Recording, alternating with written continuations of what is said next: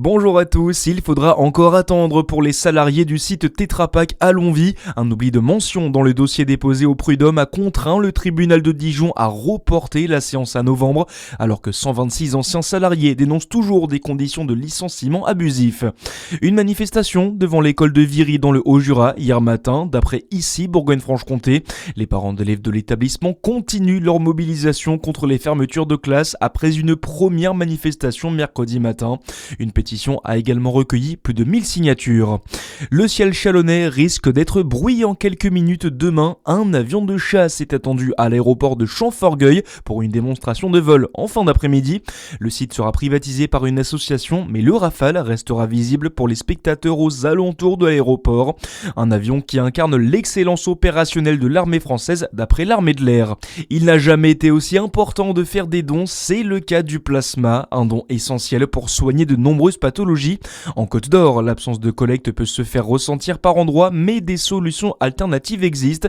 Un dispositif sera en fonctionnement dans les prochains jours entre Mirebeau-sur-Bèze et Dijon pour faire face à une demande croissante, Louis Crépeau. Oui, c'est un dispositif à l'initiative de l'amicale du don de sang de Mirebeau-sur-Bèze. Une navette sera mise en place vers la maison du don de Dijon. Le but est de faciliter l'accès aux dons de plasma pour faire face à l'absence de collecte depuis 2018 dans la commune.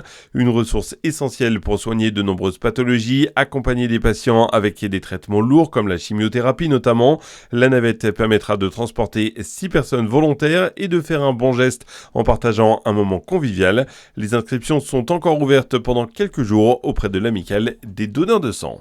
La journée mondiale des donneurs de sang est organisée le 14 juin prochain. Les besoins en plasma dans la métropole dijonnaise sont estimés à 11 500 poches cette année.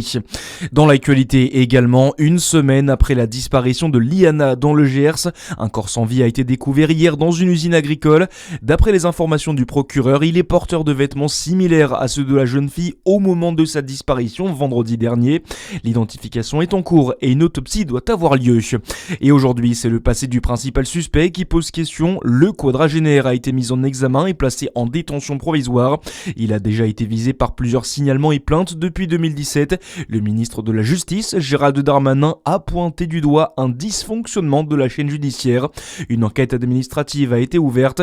Une réunion est également prévue ce matin à Matignon pour un point de situation sur l'affaire.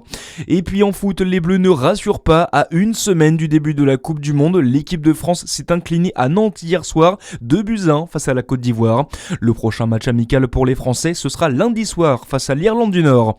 Voilà pour l'essentiel de l'actualité au plus près de chez vous. C'est la fin de ce journal. À suivre votre météo sur Fréquence Plus. Très bon début de matinée.